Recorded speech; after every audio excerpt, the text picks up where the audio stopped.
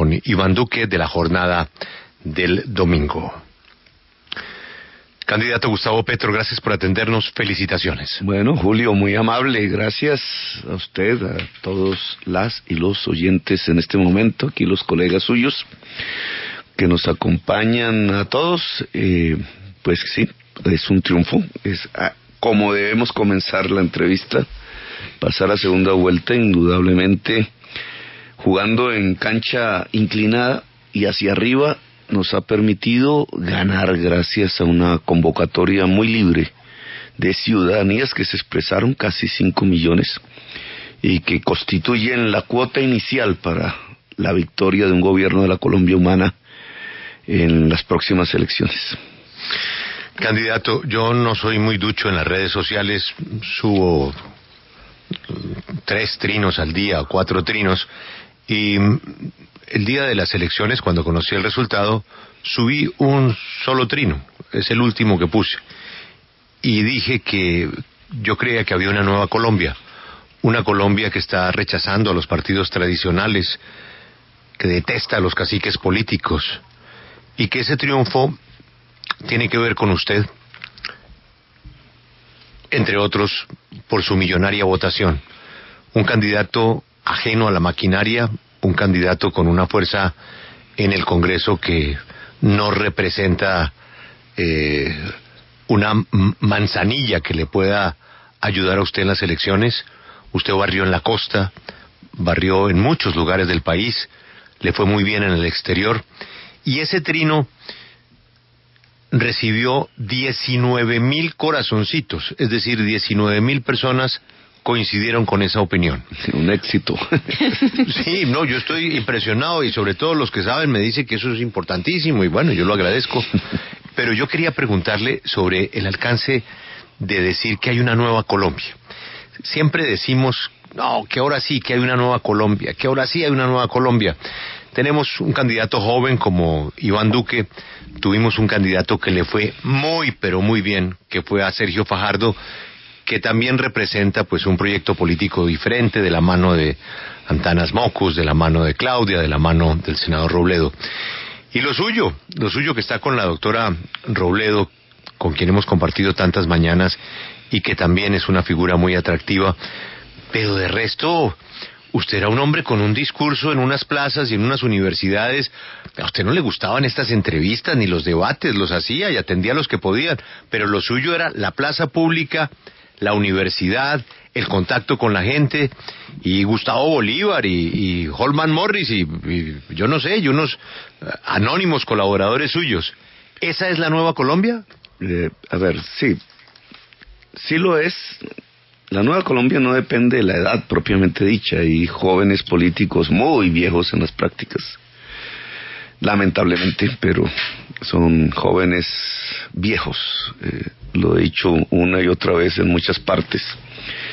La juventud obviamente está buscando no jóvenes políticos en sí mismos, jóvenes viejos, sino políticas nuevas.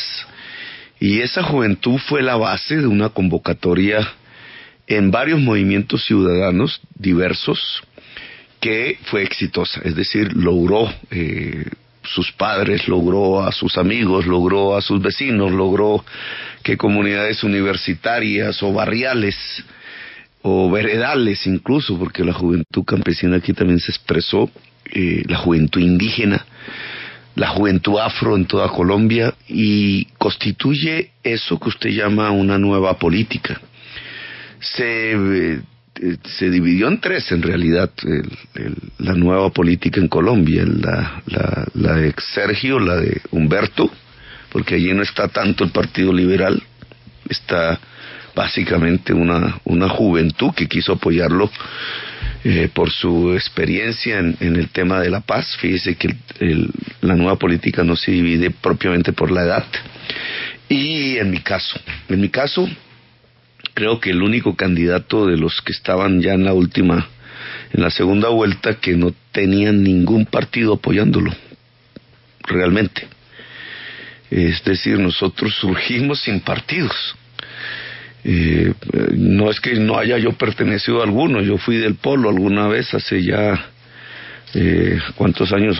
8 años exactamente, pero el movimiento que logramos configurar en todo el país no tiene la vertebración alrededor de un partido. Eso se veía como muy negativo, pero a la postre creo que nos dio la independencia para por lo menos convocar ciudadanías libres.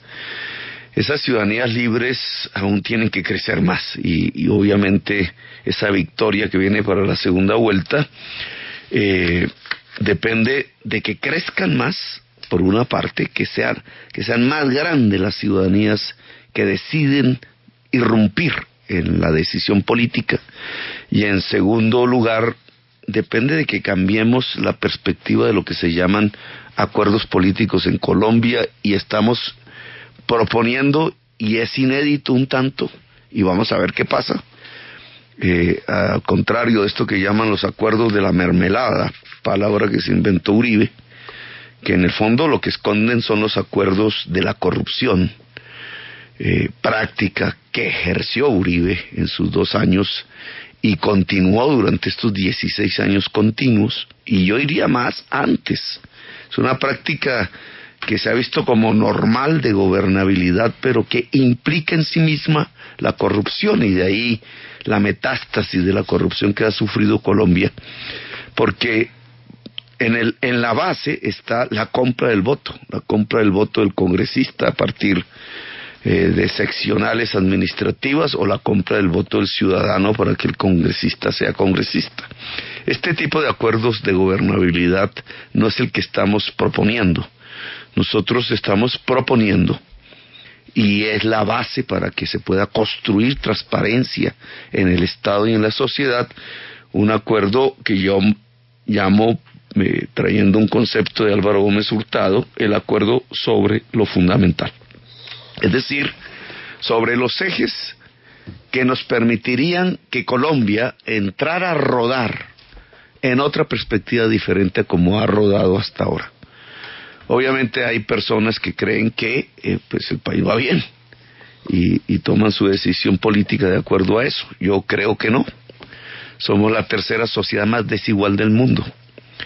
Eso no lo produce el capitalismo, eso lo produce algo antes del capitalismo, premoderno, una especie de feudalismo ligado al narcotráfico, que produce esa desigualdad bárbara en Colombia, y esa desigualdad genera a su vez la violencia permanente. Ya usted está viendo cómo crece de nuevo otra violencia en Colombia. Si no brindamos el país de ello, nos devorará, como lo ha hecho durante los 2 siglos pasados hasta el día de hoy. De ahí surge la corrupción, de ahí surge la ignorancia en términos académicos, de ahí surgen los principales problemas contemporáneos de la sociedad colombiana. Por tanto, es menester un cambio, y eso es lo que proponemos nosotros, un cambio que implica unas reformas fundamentales. De ahí el acuerdo sobre lo fundamental, y es lo que le proponemos a la discusión política en Colombia, a las demás fuerzas ciudadanas y políticas y sociales del país. Hay que construir unas reformas que hagan que Colombia transite hacia una era de paz, hacia una democracia plena, hacia una economía productiva que pueda generar millones de puestos de trabajo decentes en el país. Candidato, le voy a referir otra experiencia personal. La semana pasada murió un amigo, Carlos Lozano, con quien mantuve las mejores relaciones, pero también mantenía profundas diferencias. Pero le hicimos con Alberto y con mis compañeros un homenaje a Carlos, que le repito, pues tenía contacto con nosotros periodísticamente por muchos temas de coyuntura, por ser él un hombre tan respetado en la izquierda. Y usted no se imagina las amenazas y los correos y lo que se inventaron y lo que me dijeron y mi mamá, bueno. Y yo me quedé pensando, si esto me pasa por hacerle un obituario al director de Voz Proletaria, ¿qué le irá a pasar a Gustavo Petro el domingo en las elecciones con todas las vainas que le han dicho en Internet? A usted lo han acusado de todo en Internet. Y yo concluí después del resultado que la gente ya no es tonta. Es decir, que esas noticias falsas y que esos inventos que hicieron sobre usted durante toda la campaña no funcionaron. ¿No coincide usted que este fue otro golpe a las fake news? Pues sí, ese es un proceso, ¿no? Inédito, porque no existía esto hace 10 años. Estamos viviéndolo ahora. Yo puse una condición en mi campaña al equipo que hace la campaña, y es que abandonaran completamente la práctica que se ha vuelto tradicional en términos de estos últimos 5 años, un poco más. Eso lo comenzó el DAS, para ponerlo con exactitud. El DAS desde el gobierno fue el primero en hacer fake news, por orden de su presidente hace unos años, cuando empezó la persecución.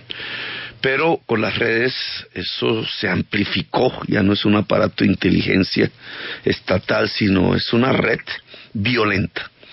Y puede generar dos cosas, en mi opinión. Primero, el que dirigentes políticos, sabiendo de la peligrosidad de esa nueva violencia que destruye niños, niñas, porque todos están leyendo, no solamente mis hijos, los familiares de las personas que están en los debates políticos, sino más allá, cualquier persona que se atreva a dar una opinión, entonces recibe un aguacero, cualquiera que sea la opinión, y eso lo están viendo sus hijos, eso lo están viendo sus hermanos, sus padres. Esta es una violencia verbal, pero las violencias verbales siempre generan a alguien que aprieta los gatillos, siempre.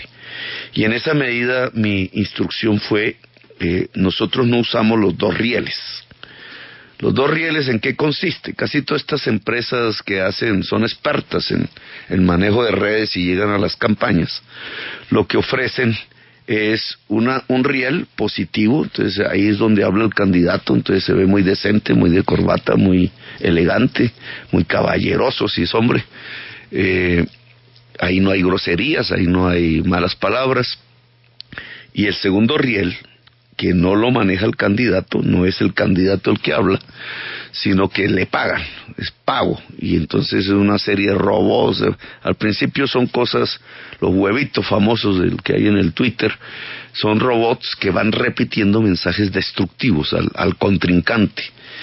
Yo dije, eso no va con nosotros, porque eso no es democrático. Nos vaya bien, nos vaya mal, por no usarlo, debe ser un principio. Nosotros no estamos aquí para destruir candidatos rivales.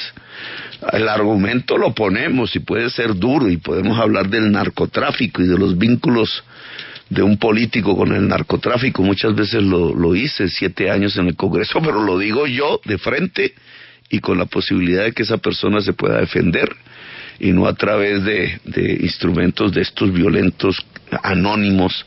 Candidato Petro, que destruyen. Sí, dime. Sí, usted dice que ustedes llevan una sola línea y que no tienen estos contratos con estos robots y estas máquinas y estas fábricas de troles. Sin embargo, usted sí tiene que reconocer que muchos de sus seguidores que tienen nombre y apellido y que ponen su cara y que tal vez no son robots, son supremamente agresivos y son supremamente ofensivos. Y cada cosa que se diga que esté en contra de lo que ustedes piensan o de lo que representa usted como candidato genera una cantidad de ataques a las personas que lo expresan a través de las redes sociales. Y creo que muchos periodistas, incluso, por ejemplo, hace poco tuvo que cerrar su cuenta una reina de belleza, y así sucesivamente, porque muchos de sus seguidores son supremamente agresivos en las redes. ¿Usted qué les dice? Sí, pero ya es otro tema, ¿no? Ya tiene que ver es con la temperatura política, lo que llaman otros la polarización, la misma situación que se va presentando, porque muchos de esos ataques son reacción a otros. Y no cualquier ciudadano tiene la madurez, digamos, de recibir un ataque y no responder de la misma manera, que es algo que intento enseñar.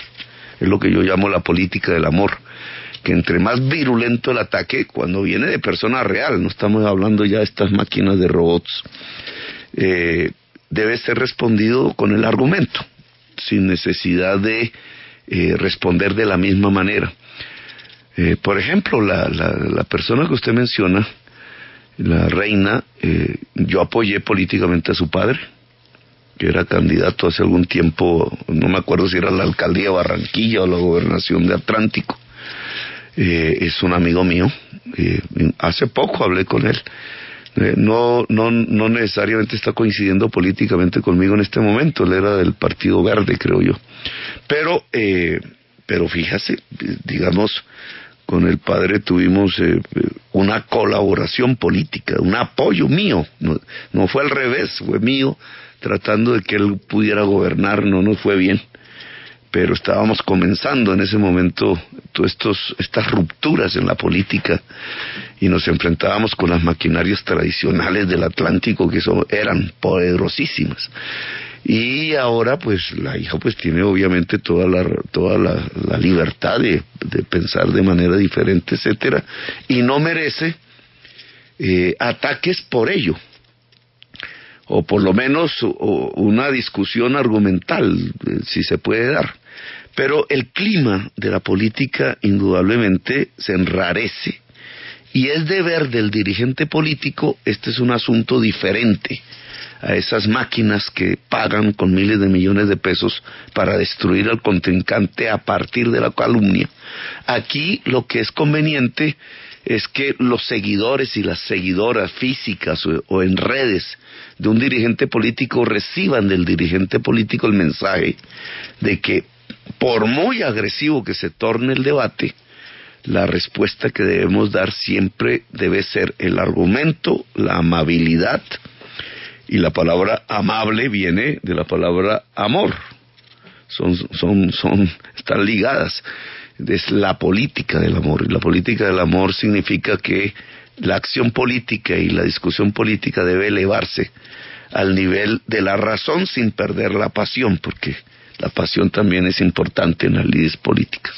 Candidato Petro, usted ha propuesto un sinnúmero de cambios para el país que por supuesto llegan de la mano de reformas que tendrán que tramitarse en el Congreso. Pero en el caso de usted ser elegido, llegaría a encontrarse con un Congreso que está en la orilla opuesta en términos políticos a su manera de pensar. Es un Congreso de la República que estará ubicado más bien en la derecha o centroderecha, que de repente no va a ser tan favorable a las propuestas que surjan de su gobierno. ¿Cómo ganar gobernabilidad? ¿Cómo hacer para que el Congreso le dé vía libre a sus iniciativas? O si no, ¿qué se puede inventar usted para sacar adelante todo lo que propone si no tiene un Congreso que esté de su lado? Sí, pues, en general ningún gobernante elegido en Colombia ha tenido mayoría absoluta en el Congreso. Pero tiene la unidad nacional, se inventa la mermelada. Bueno, ese es entonces, ¿cuál es su salida? ¿Usted cómo logra pasar y tramitar en el Congreso sus ideas y sus propuestas si el Congreso no está de su lado? Ninguno de los candidatos, hablemos de primera vuelta, tenía mayoría. De hecho, Duque tampoco tiene mayoría en el Congreso. Es minoría. La elección del 11 de marzo no le dio al uribismo la mayoría del Congreso de la República. Al contrario, retrocedieron. Aún sumándole el Partido Conservador, no son mayoría. Y tampoco yo tengo ninguna mayoría allí, porque ni siquiera venimos de un partido. Hicimos una experiencia exitosa. Y el dato del 11 de marzo determinó, que era como un preludio de lo que estamos ya viendo en esta campaña presidencial, determinó que la bancada con mayor fuerza en el Senado fuese la alternativa. No son partidos tradicionales, es el 27% del Senado. No es mayoría absoluta, es mayoría relativa, pero es una base suficiente para proponer lo que estoy proponiendo ahora, que no es un pacto construido a partir de la mermelada, que ahora sí, fíjese cómo el uribismo se mete de lleno en esa tarea, sino que es un pacto construido a partir del acuerdo sobre lo fundamental. Lo fundamental es la paz. Y la paz tiene dos versiones, la de la actual circunstancia, que son los acuerdos hechos, en mi opinión pequeños, en mi opinión pues no generan la posibilidad de que definitivamente se acaben las guerras en Colombia. Por eso hay que hablar de una paz grande, que es lo que he venido proponiendo. La paz grande, como decía Jorge Eliezer Gaitán, y es la justicia social Y entonces a esto ahora le dicen populismo, a esto ahora le dicen, no, bueno, son una serie de remoquetes, pero se nos olvidó que hace 70 años, un hombre muy grande, desde el punto de vista de su calibre político e intelectual, y muy grande desde el punto de vista de la convocatoria popular, que creyó en eso mayoritariamente, dijo que la paz es la justicia social. Y la justicia social son reformas que tienen que ver con la sociedad, no con los guerrilleros o con los militares. Son reformas que tienen que ver con la educación, con la salud, que tienen que ver con las condiciones para poder trabajar en la propia Colombia, que tienen que ver con esto de desmontar la desigualdad social. Lo contrario de desigualdad social es justicia social. Y estas reformas hay que ponerlas en el Congreso. Entonces, ¿cómo se logra que una mayoría las apruebe? Se logra si hay un acuerdo sobre lo fundamental, no sobre qué puestico va a recibir el tío de tu hija, de no sé qué puesticos te van a dar para que tengas un cupo de contratación y que va a terminar robándose, como ha pasado en Colombia, sino qué partidos y movimientos políticos, basándonos en que ya un 27% del Senado está bajo estas tesis, quiere estas tesis, qué movimientos y políticos y fuerzas quieren las reformas que nos permitan vivir en paz en Colombia. Sí, doctor Petro, quiero que vayamos a ese tema programático y al discurso que usted pronunció el pasado domingo. Usted en ese discurso pues dijo que no solo en Colombia la mayoría de ciudadanos deben ser clase media, sino ojalá todos los colombianos. Y esto obviamente implica acabar con los pobres, pero también implica acabar con los ricos. ¿Cómo se hace eso? No, mira, cuando un instrumento fundamental es la educación, el saber. En mi discurso hablamos del saber, porque los saberes no solamente se dan a través del sistema educativo tradicional, hay formas de irradiación del saber. Pero usted nunca, si una persona sabe hoy, digamos, ha tenido la oportunidad de estudiar y ha hecho sus títulos de posgrado, usted para que el resto sepa, no le quita el saber a esa persona. El saber es elástico, el saber no es una distribución de un activo finito, al contrario, es ilimitado.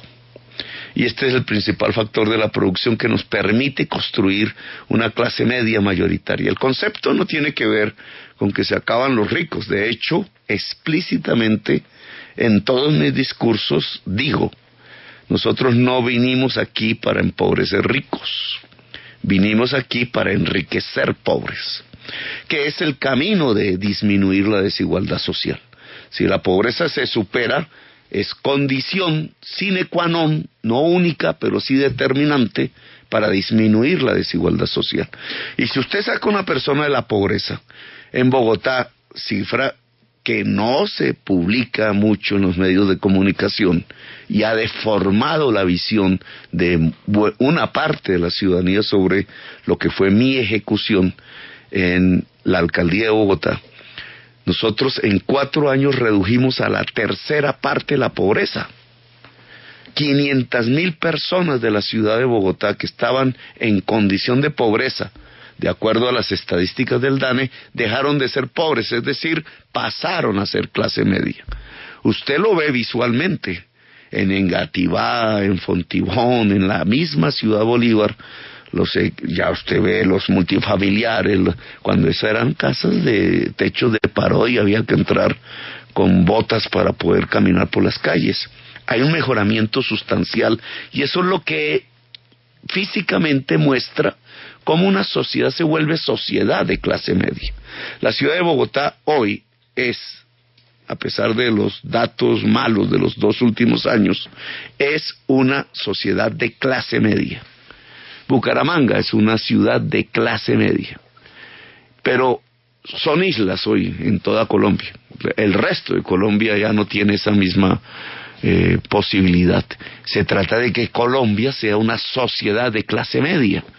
Si usted lo mide en concreto en el mundo rural, ¿cómo se construye una clase media? No hay otro camino, a diferencia de lo que propone Duque, que es volver el campesino jornalero, peón, la visión tradicional del gran propietario de tierras. No, es que el campesino se vuelva un granjero, que tenga la tierra suficiente y la fertilidad suficiente y el agua y el saber y la educación y el crédito y las redes informáticas y la ayuda del Estado para que sus ingresos le permitan ser una familia de clase media y no, como hoy ocurre en el 80% de los casos, una persona de escasos recursos llevada casi a la miseria, que es, entre otras cosas, siendo víctima de la violencia.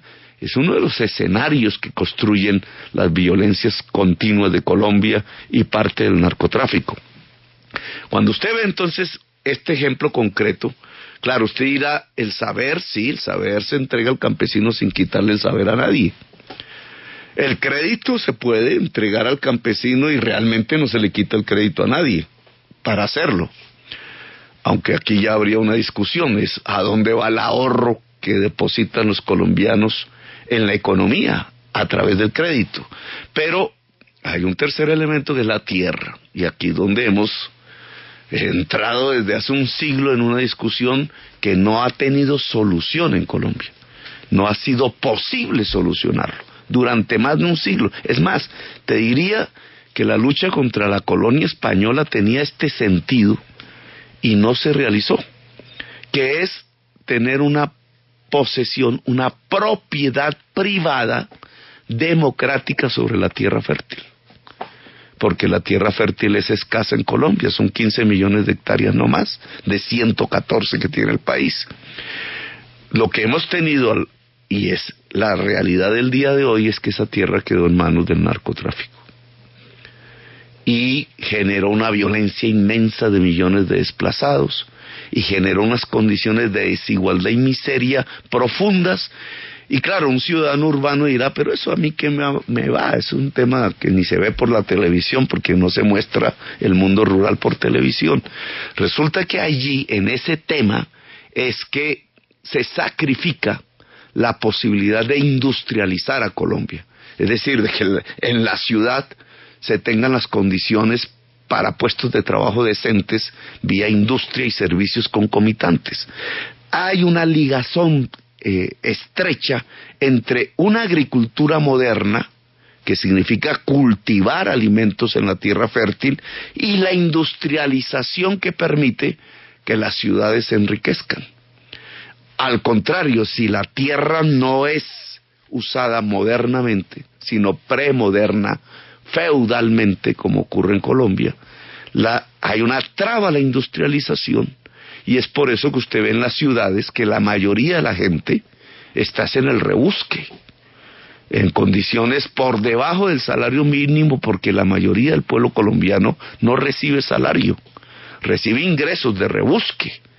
Los asalariados en Colombia son el 40% de la población, y la mayoría de los asalariados bajo unas condiciones laborales indignas, que es la reforma laboral que generó César Gaviria y Álvaro Uribe Vélez. Fíjese ahora cómo están buscando juntarse.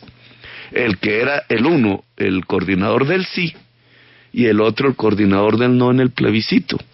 Una división ficticia, cuando en realidad defendían el mismo proyecto económico en Colombia, que tiene su concreción en las reformas laborales que le quitaron dignidad a las personas que están asalariadas a partir de estos contratos de prestación de servicio que llamamos contratos basura. Pero el 60% de la población ni siquiera tiene eso. Está en el rebusque permanente. Allí ligazones con las mafias a través del gota a gota, que son unos créditos al 20% mensual cobrados con revólver sobre millones de personas. Allí las condiciones de miseria, de pobreza que hay en el país. Entonces, si hay un problema fundamental en que la agricultura no se da en la tierra y eso impide la industria, pues tenemos un camino de reforma en la economía colombiana. Y es que la tierra produzca, y por eso la importancia de una clase media rural transformando al campesino en granjero empresario. Y se puede, lo ha hecho Estados Unidos, lo ha hecho el Canadá, lo ha hecho Nueva Zelanda, lo ha hecho toda la Europa, lo ha hecho los chinos incluso, y eso es parte, los coreanos, los japoneses, y es por eso que ellos se han industrializado. ¿Por qué no lo puede hacer Colombia? Eso es parte de lo que yo llamo el acuerdo sobre lo fundamental.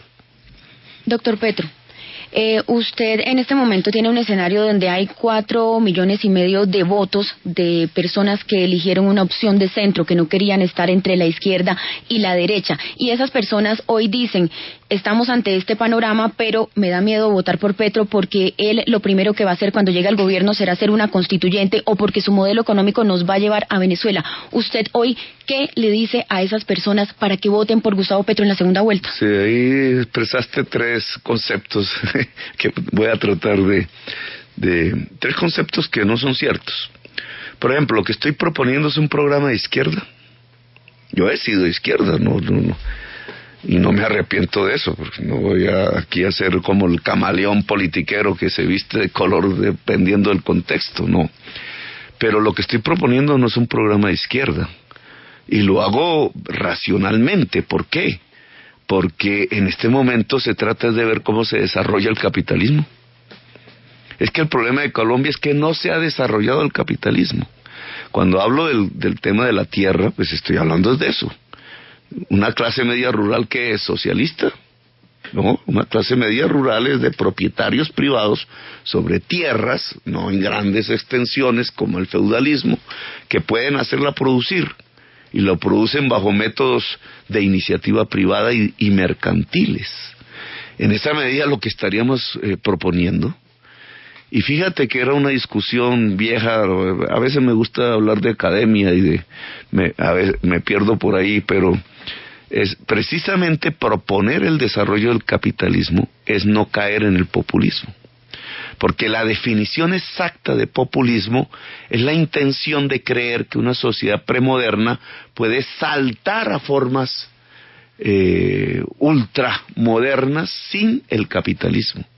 A eso era que se le llamaba populismo antes de que la palabra fuera conocida en Colombia. Pero exactamente lo que nosotros estamos proponiendo en la Colombia humana es el desarrollo de un capitalismo democrático.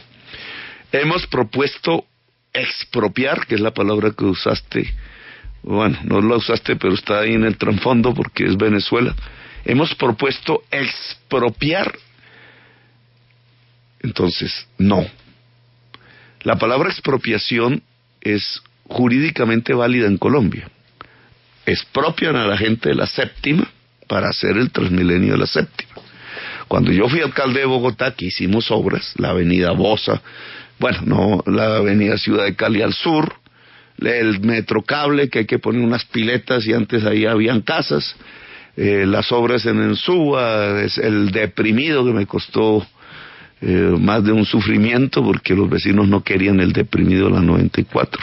Esa era una obra heredada del cartel. La 26, la 10ª, todas esas obras que tú ves en Bogotá se hicieron muchas sobre la base de expropiar bienes privados. Yo no expropié ninguno. ¿Me permites un poquito, Camila, porque iba a terminar aquí la respuesta? No, yo lo entiendo, sino que como lo hemos oído en varias oportunidades, reiterando que usted no va a expropiar, que eso no es lo que usted ha dicho, sino que lo que ha buscado es, o lo que propone es comprar cuando sea necesario para el beneficio del resto de la población, que es lo que entiendo está usted diciendo lo que se hizo en Bogotá. Sí. Pero me parece pertinente para que usted siga con su argumento y explicándonos si usted es consciente que una porción importante de la población en Colombia tiene temor, verdadero temor de que usted pueda llegar al poder. Y tiene temor precisamente por el tema económico y por lo que pueda llegar a pasar en ese sentido. Y usted ya lo mencionó, dijo, está el fantasma de Venezuela. Y usted dice, yo he dicho que no voy a ser como Venezuela. Pero esa gente que tiene temor literal de que usted llegue al poder, dicen, Chávez, por ejemplo, también en algún momento dijo que no haría unas cosas y terminó haciéndolas. Entonces a esa gente que tiene miedo, pero sobre todo por las propuestas económicas que usted plantea, ¿cuál es la respuesta del candidato? Pues mi palabra no, en primer lugar, que es lo que estábamos hablando, pero también en segundo lugar, la realidad misma. No solamente es la palabra, sino la realidad. Cuando hablamos de expropiación, se refieren a una compra obligada. Eso es lo que hubo en Venezuela. Te obligan a vender, porque por X razón, allá por un discurso ideológico, porque creen que el socialismo consiste en que los medios de producción sean del Estado. En Venezuela no hay medios de producción realmente, ahí es petróleo. Y viven de un bien público, porque el petróleo ya es público, es estatal, pero desde hace un siglo. Y esa vivencia del petróleo ha conducido a la sociedad venezolana, es hacer más bien a vivir de la renta. Toda su sociedad vive de la renta, y allá les es fácil hablar entonces de cosas públicas, de subsidios públicos, porque lo que hacen es repartir esa renta entre la sociedad. La pelea política, tanto de la oposición como la del gobierno, consiste en cómo se reparte la renta. Nosotros aquí estamos proponiendo algo completamente diferente. No es cómo se reparte la renta del petróleo en Colombia. Eso es lo que llaman aquí regalías, la repartija entre los territorios, el robo de las regalías. Porque al final no es una distribución social, sino una rapiña corrupta. Y eso es lo que genera vivir de la renta fácil, de los dineros que llegan sin trabajar. Y el petróleo no genera mayor trabajo, genera rentas cuantiosísimas. Nosotros aquí estamos proponiéndose una economía productiva, es lo contrario. Duque se esmeraba por tratar de demostrar que se puede tener el aguacate y el petróleo al mismo tiempo. Pues no es cierto. Económicamente, cualquiera que estudie un tanto el tema de la economía sabe que el petróleo mata el aguacate. No físicamente, sino económicamente. Y no el aguacate solo, la economía productiva de un país.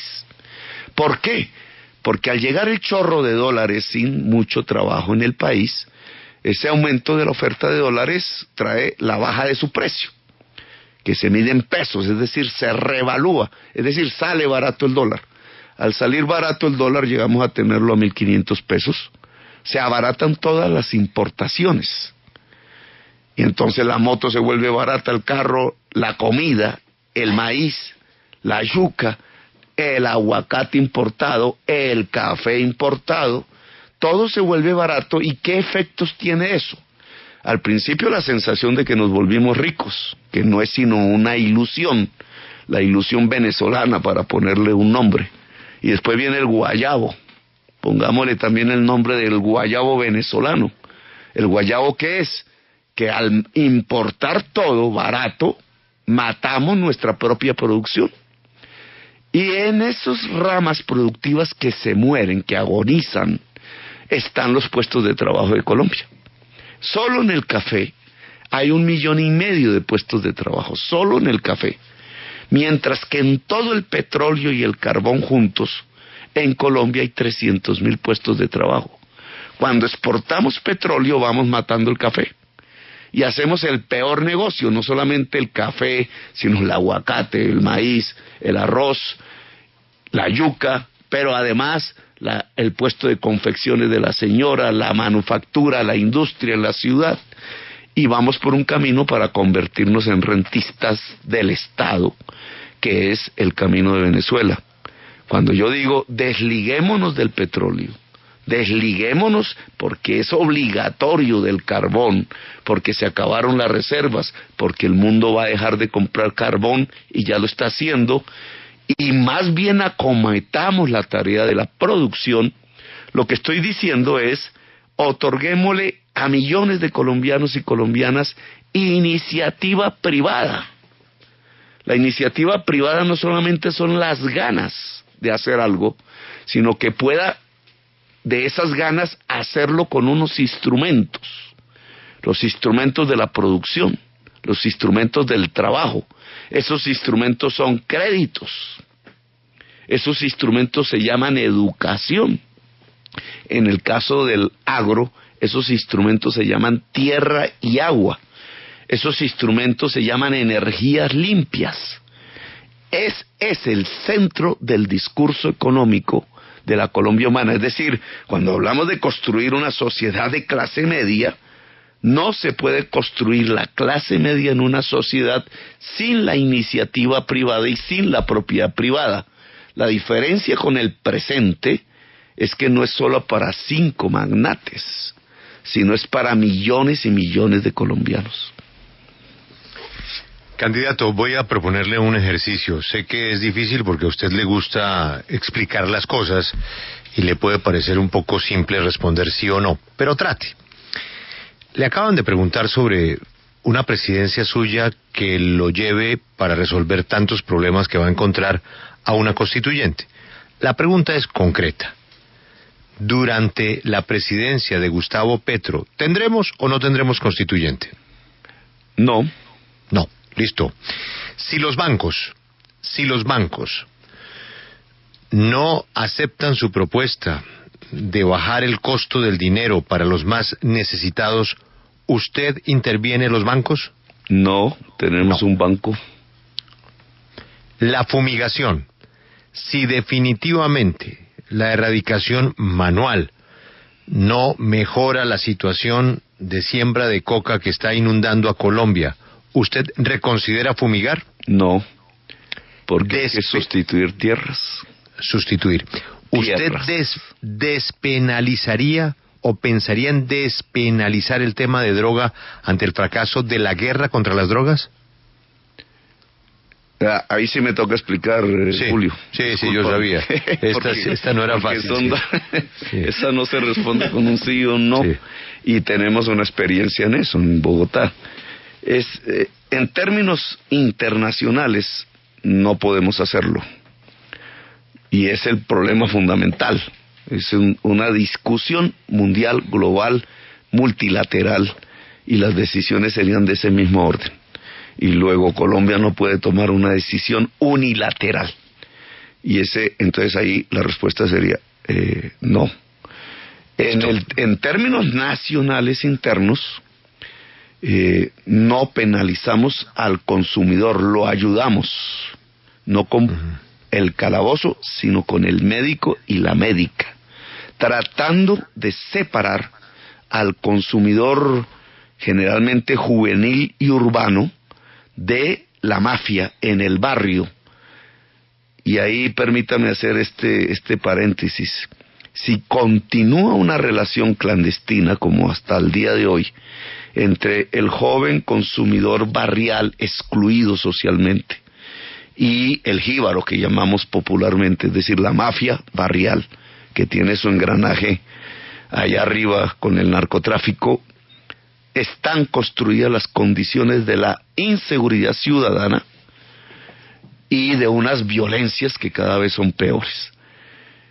Luego, para lograr seguridad ciudadana, que es un tema fundamental para toda la sociedad urbana, y lograr desactivar las violencias que vienen, que ya están incubadas, hay que separar a los jóvenes consumidores de droga de las mafias. Y lo explico.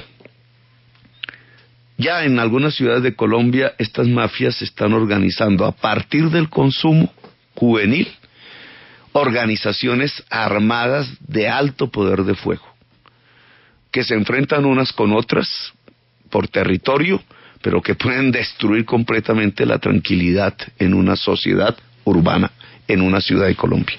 Por tanto, es esencial mirar esto sin hipocresía. El objetivo de mi política antidrogas es disminuir el daño individual, el personal de la persona que consume, el social, el del entorno, el de la sociedad toda, el de la democracia.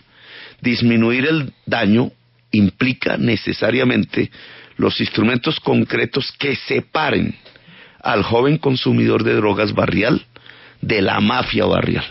Y ese es un punto sustancial. En eso trabajamos en mi alcaldía con relativo éxito, pero hay que verlo ya a escala nacional, si llego a ser presidente, cómo lo logramos en Medellín, que es fundamental, cómo lo logramos en Cali, que es fundamental para disminuir la violencia, cómo lo logramos en todo el litoral pacífico, y allá el problema es todavía mucho más complejo, cómo lo logramos en el conjunto de la sociedad colombiana. Candidato, si una persona de las FARC, llámese como se llame, que haya suscrito el acuerdo de paz y que esté arreglando sus cuentas con la JEP, llega a delinquir después de haber firmado el acuerdo y las autoridades comprueban que efectivamente después de haber firmado el acuerdo de paz vuelve a andanzas, no sé, en el tema de narcotráfico, por decirle algo, ¿esa persona se debe o no se debe someter a la justicia ordinaria? Se debe. Se debe. Y es lo que reza el acuerdo que firmó Santos y la FARC. Bien. Claro, ahí hay que definir la fecha, que es el papel de la JEP, de la Justicia Especial para la Paz. Define si los hechos ocurrieron antes o después. Bueno. Pero si ocurrieron después y así se afirma, ahí no hay cobertura privilegiada, es la justicia ordinaria, y si el delito es extraditable, es la extradición. Si usted es presidente de la República, el 8 de agosto usted revisa la participación de la Nación en el metro de Bogotá y revisa lo que está haciendo el alcalde Peñalosa con el metro.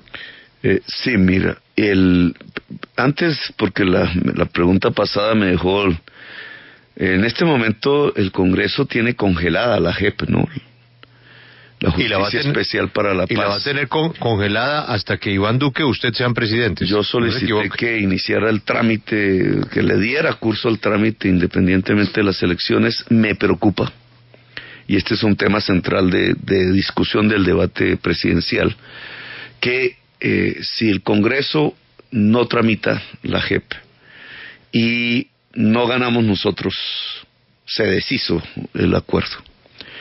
Y cuando se deshace el acuerdo, el temor que debe surgir no es tanto si estas personas que llaman comandantes de la FARC vuelven a la guerra, que yo creo que no volverán, sino que miles y miles de personas con la experiencia que tuvieron ya en la guerra pueden perfectamente pasar y ser cooptados, porque ya no habría ningún interés en el acuerdo propiamente dicho, que acabarían, que lo volverían trizas, y pasarían otra vez a ser la gasolina de la nueva violencia, que es una nueva violencia, en mi opinión, mucho más salvaje que la anterior, dado que ya no tiene ningún tipo de política en medio, y dado que sus controladores son extranjeros, los carteles mexicanos.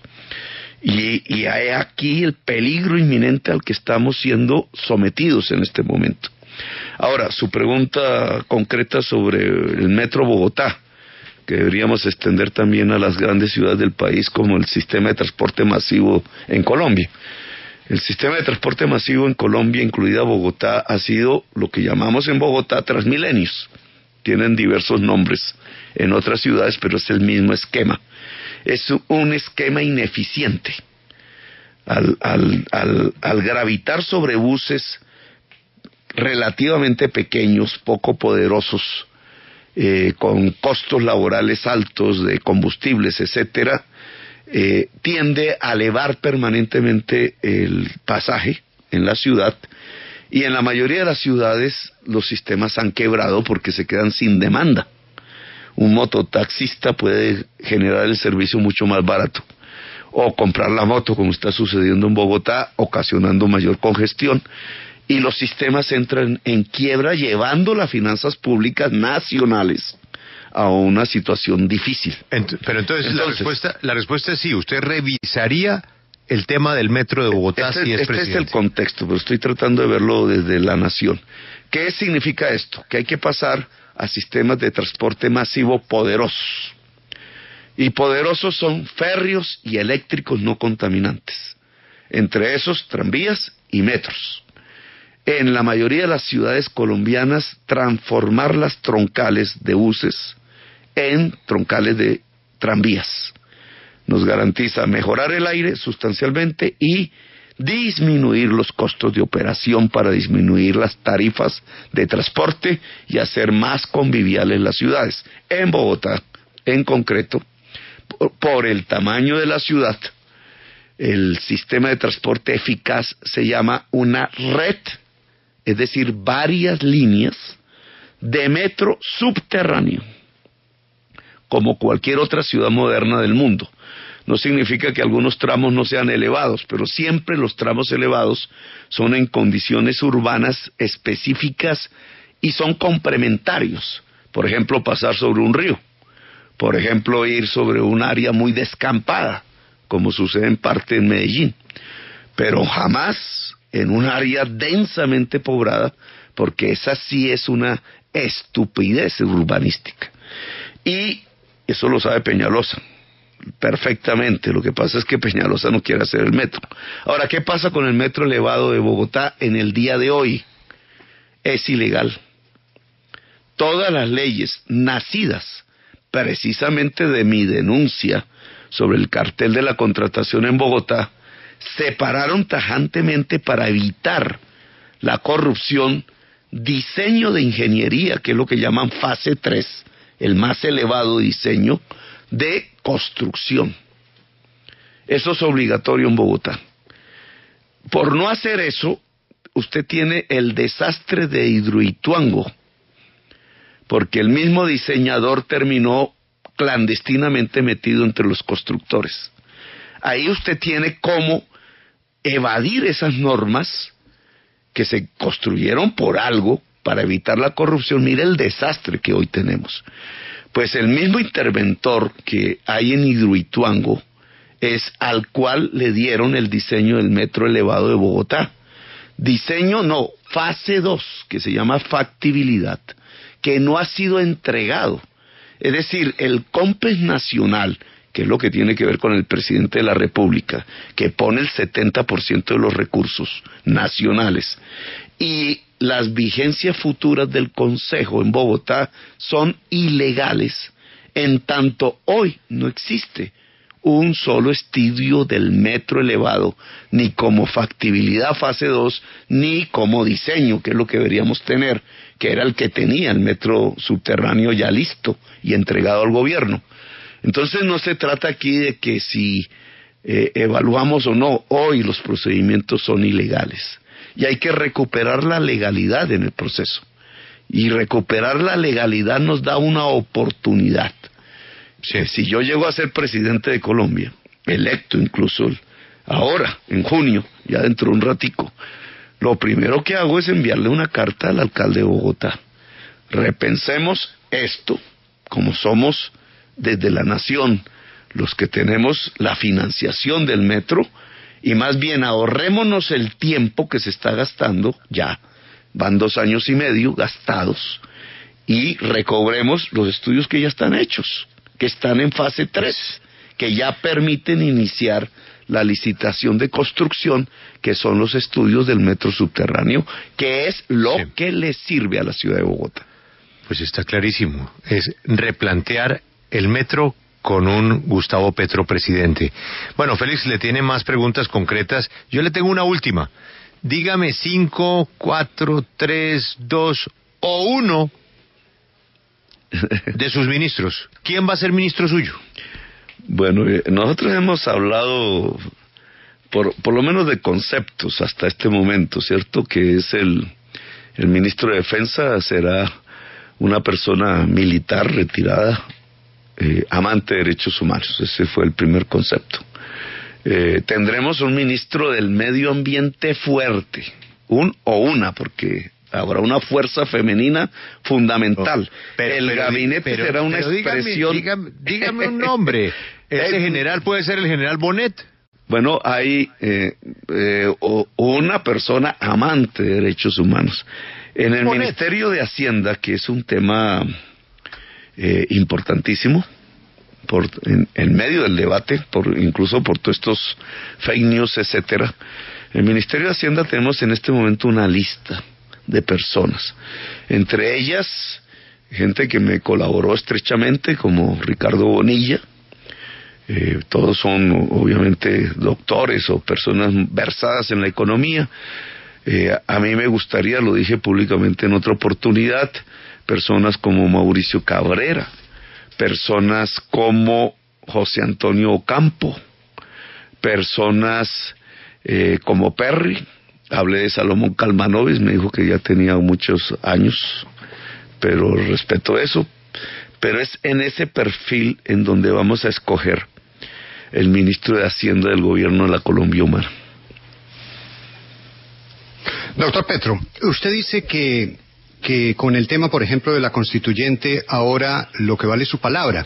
Y usted dice ahora que no constituyente, pero su palabra en la primera vuelta era que habría constituyente. Entonces, ¿cuál es la palabra que vale? ¿La del Petro de la primera vuelta que decía que había que hacer constituyente o la del Petro que ahora para segunda dice que no hay que hacer constituyente? Porque, entre otras cosas, uno de los recuerdos nítidos que se tiene de Hugo Chávez es que la primera vez que tomó juramento dijo que lo hacía sobre la moribunda Constitución de Venezuela. Sí, la partitura de las aguas no está en la primera vuelta, está en el 11 de marzo. Esa fecha es la de las elecciones de Congreso de la República.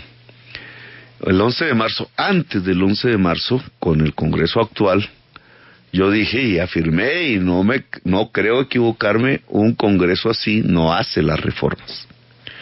De hecho, no ha hecho las reformas. Mire que algo tan fundamental como la JEP, que está obligado por los acuerdos, etcétera, no lo ha hecho. La reforma de la justicia se quedó en veremos, nunca se hizo. La reforma de la política jamás, y muchísimo menos temas como la reforma a la salud, que me parece sustancial.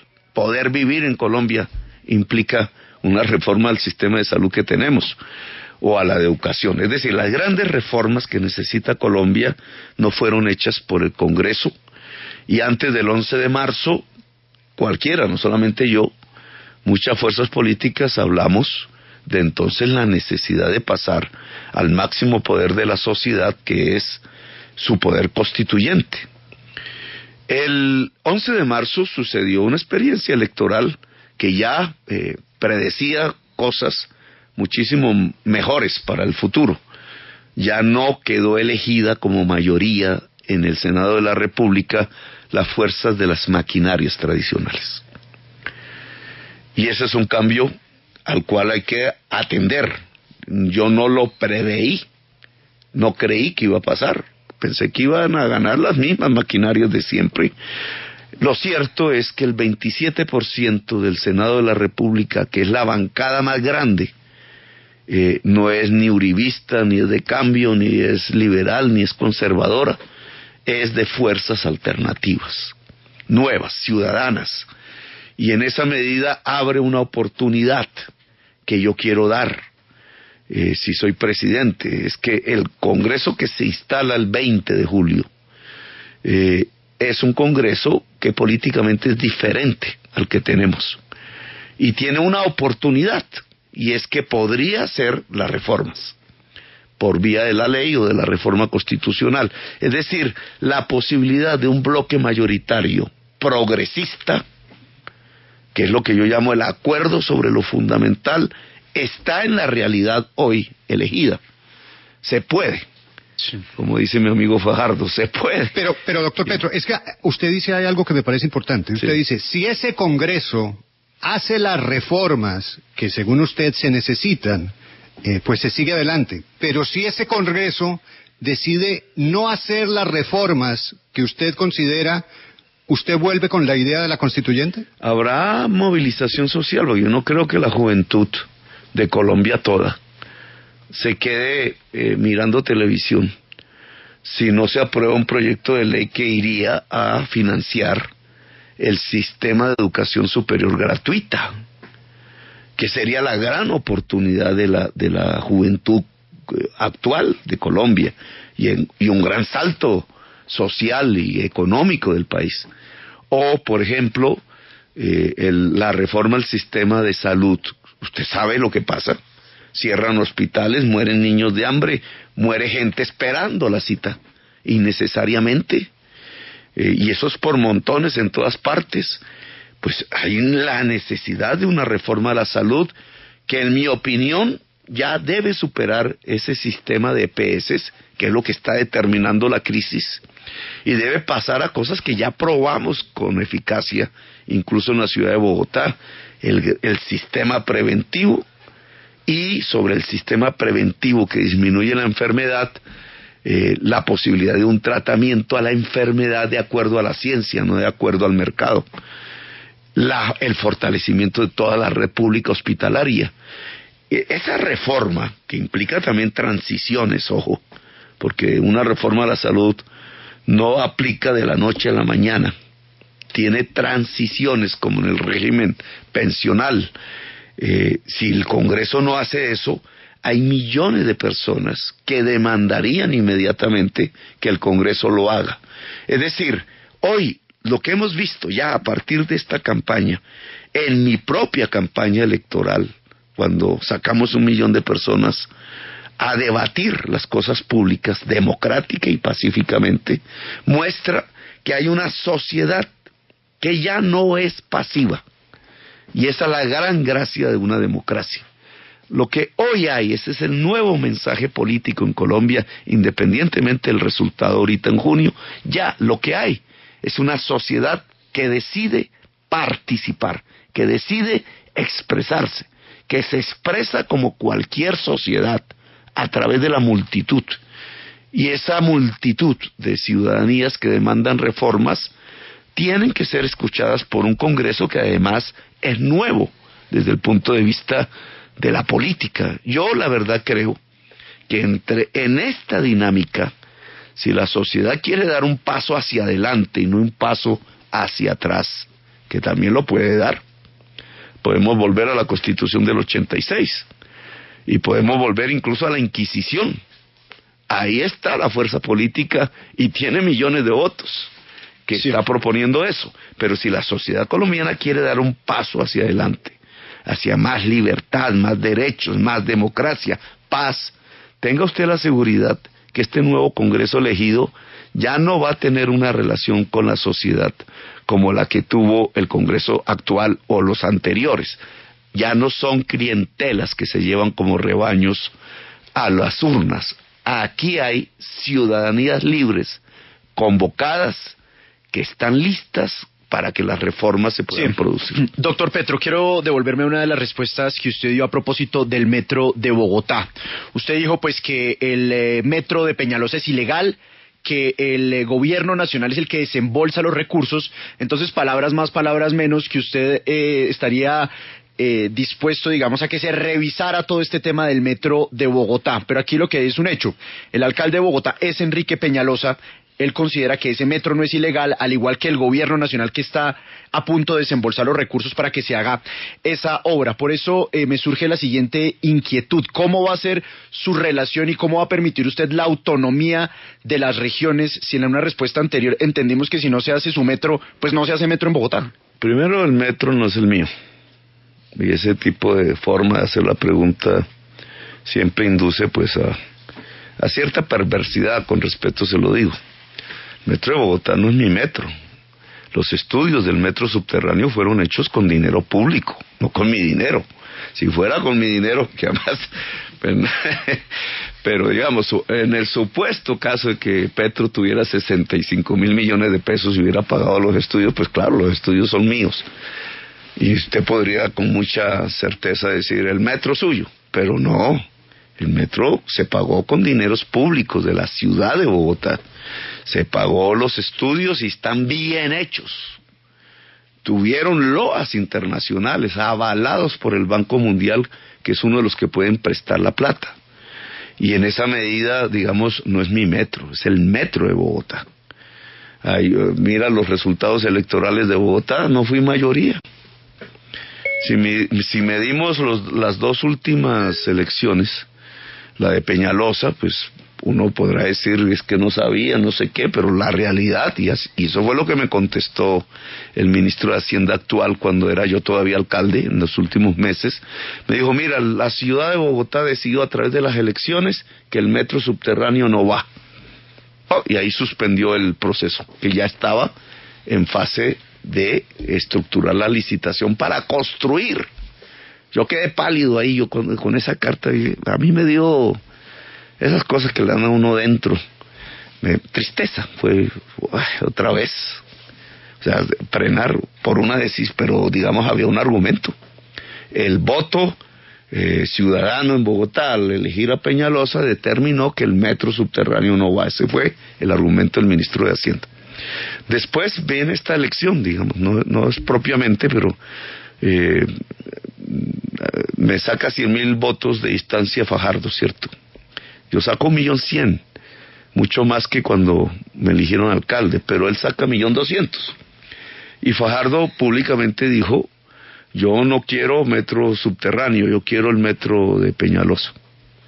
Pues uno podría entender que por ahora la mayoría de la ciudadanía bogotana tampoco le dio fuerza, legitimidad electoral al metro subterráneo. Si sale elegido Duque, esa va a ser la realidad, porque Duque también ha dicho con mucha claridad, más que Fajardo, que lo que quiere es apoyar a Peñalosa. Incluso ahí no es ni siquiera el metro, es el gobierno de Peñalosa. Pero si yo salgo elegido, entonces lo mismo que dijo el ministro de Hacienda, el voto por Petro en Bogotá legitima su propuesta de hacer el metro subterráneo. Es un mandato popular que debe ser escuchado por todas las instancias locales y nacionales, porque es la voz del pueblo. Si Bogotá decide, ya lo veremos, dejémoslo ahí en puntos suspensivos, pero si Bogotá decide Petro, y Petro se vuelve presidente, ese es un mandato popular alrededor del metro subterráneo. Y no es que se va a demorar y que entonces comenzamos de nuevo, eso es carreta. Primero, el gobierno no está a punto de entregar los recursos, eso no es cierto. Los recursos del metro salen de un proceso de endeudamiento de la nación.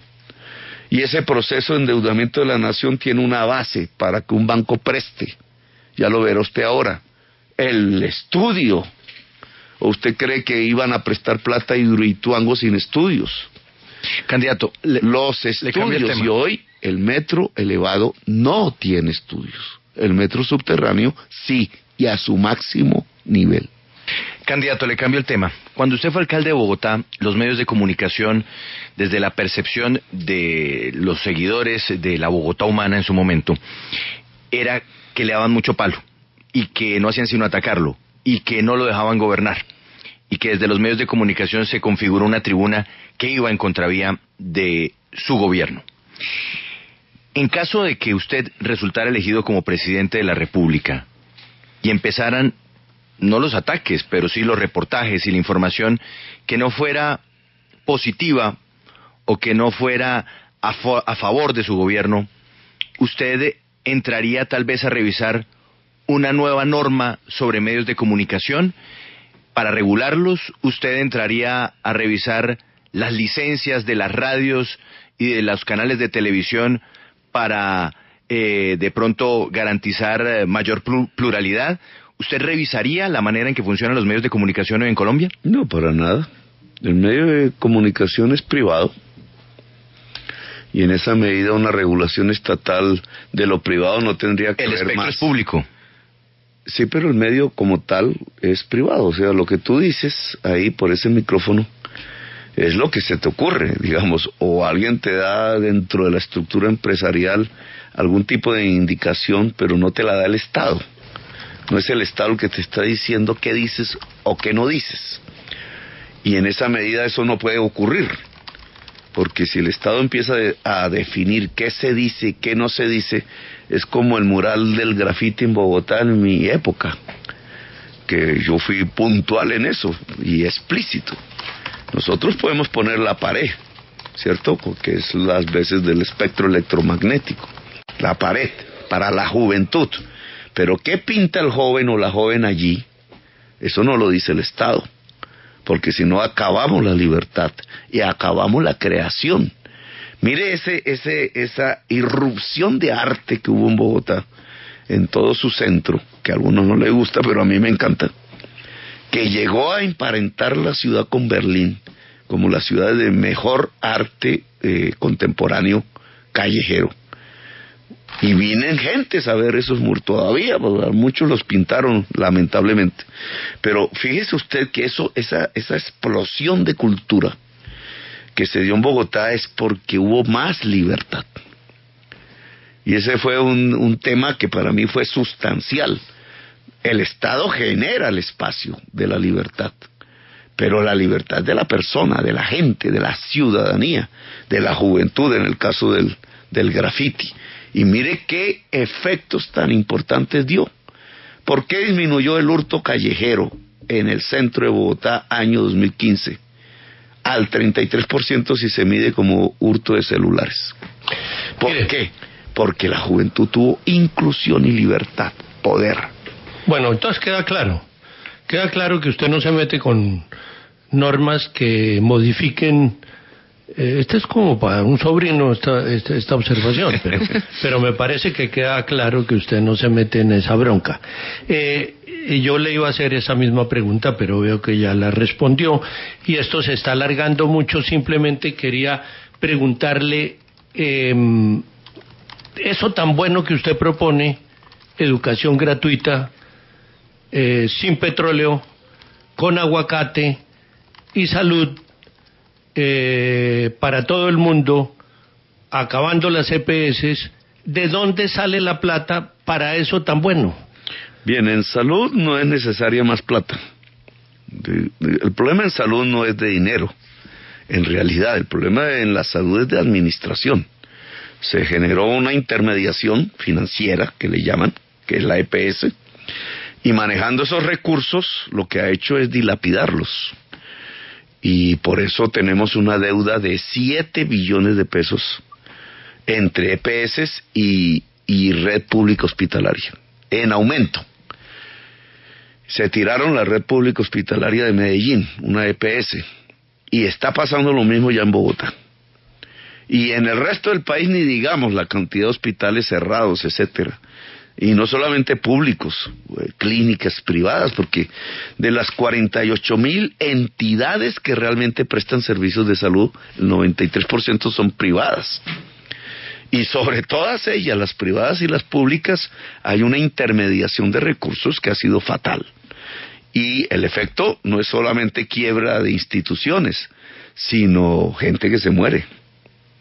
El cáncer de mama, típicamente femenino, no únicamente, pero sí en un 99%, tiene un protocolo internacional que obliga a que en 15 días después del diagnóstico se trate para salvar la mujer. Y resulta que en Colombia son 3 meses. Se mueren las mujeres. La estadística en Medellín son 975 mujeres muertas de cáncer de mama porque no se le dio el tratamiento en el tiempo requerido. Y solo por hablar de un tema, esto a escala nacional es un feminicidio, para ponerlo en términos, digamos, exactos, porque es que se puede evitar esa muerte, y no se evita porque la intermediación demora el tiempo, no es por la falta del recurso, es por la intermediación. Entonces, primera respuesta, en salud no es que se necesite más dinero, es que hay que administrarlo bien, el que tenemos. Y implica un cambio del modelo de salud por el que proponemos, el preventivo, el de financiación de la red pública directa y el de quitar la intermediación financiera. El segundo tema, el de la educación, es decir, necesita más recursos. El sistema de universidad gratuita, de educación superior gratuita, porque incluye el SENA, que ya tiene 3 billones en sus recursos y ya es gratuito, pero el sistema de jornada completa, en Bogotá yo alcancé a la 4ª parte del total de los colegios públicos poderla desarrollar, y el sistema de cuidado de la primera infancia, que tiene que saltar en calidad, que debe ser profesional, y esto es fundamental si una nación se quiere construir. El cuidado profesional integral de los niños entre 0 y 5 años en toda parte del territorio nacional. Cuando yo digo en Colombia humana no morirá ningún niño de hambre, como lo logramos en Bogotá, no estoy diciendo una mentira ni un engaño demagógico, es que se puede, pero eso implica recursos, implica priorizar el presupuesto en la educación, incluida la atención en la primera infancia. ¿Cuánto es eso? Lo que hemos evaluado es un incremento en 14 billones de pesos anuales, que es progresivo. Al cuarto año debemos alcanzar esa cifra en pesos de hoy, sobre lo que actualmente está presupuestado, que son cerca de 36 billones de pesos. En realidad 30, pero están en discusión un incremento hacia 35. Ese incremento, ¿cómo lo financiamos? Lo que yo he propuesto es financiarlo a partir de quitar los gastos no prioritarios. Pero hay una reforma que me parece sustancial y nos garantiza los recursos, la reforma pensional. Si cambiamos el sistema actual que hace competir Colpensiones con los fondos privados, y Colpensiones se lleva la peor parte porque le paga 1,5 millones de pensionados con recursos del Estado, 13 billones, mientras en los fondos privados va la plata, va la mayoría de los cotizantes, pero no pagan pensiones. Si nosotros fusionamos los dos sistemas, los volvemos complementarios, de tal manera que cualquier trabajador de Colombia, incluido el presidente de la República, cotiza Colpensiones y dependiendo de su salario a un fondo privado después, entonces los 13 billones que hoy gasta el Estado dejan de gastarse. Y tenemos la plata para financiar el presupuesto de la educación pública gratuita a escala de educación superior y el sistema de cuidado de la primera infancia en Colombia. Y todavía no he hablado de la reforma tributaria, que podría garantizar otros recursos. Sí. Candidato Petro, muchas gracias por su tiempo. Yo le tengo 2 inquietudes finales para medir un poco su capacidad de reconocer errores. Todos cometemos errores y es importante que los colombianos sepan que el presidente de la República, Gustavo Petro, de ganar la segunda vuelta, pues también comete errores, pero tiene la capacidad de reconocerlo. ¿A usted no le pareció? Le voy a poner 2 ejemplos. ¿A usted no le pareció un error hoy, ya mirando los hechos, haber subestimado el trabajo de la registraduría, que en 3 horas pues ya tenía el trabajo perfectamente actualizado para todos los colombianos y sobre el cual pues hasta la misión de observación internacional reconoció su profesionalismo? ¿No le parece que se anticipó a esa crítica? A ver, la crítica que hicimos fue que el software no ha sido auditado. Es decir, el programa que está detrás de los computadores de conteo. No, pero usted transmitió que se iban a robar las elecciones. No, ojo. Yo dije perfectamente, no hay auditoría externa, la solicitamos en su momento. Pero mire, para resumir, Julio, reconozca que salió bien la vaina. Lo que salió, digamos, mal, en mi opinión, es haber hecho un énfasis en eso. Bien. Nos permitió prevenir, pero digamos, hay ciertos casos anómalos, pero digamos, lo que es malo no es que hayamos dicho que no atiene hasta el día de hoy auditoría. No se mueve la registraduría en cumplir el fallo del Consejo de Estado. Y eso es una falta de garantía.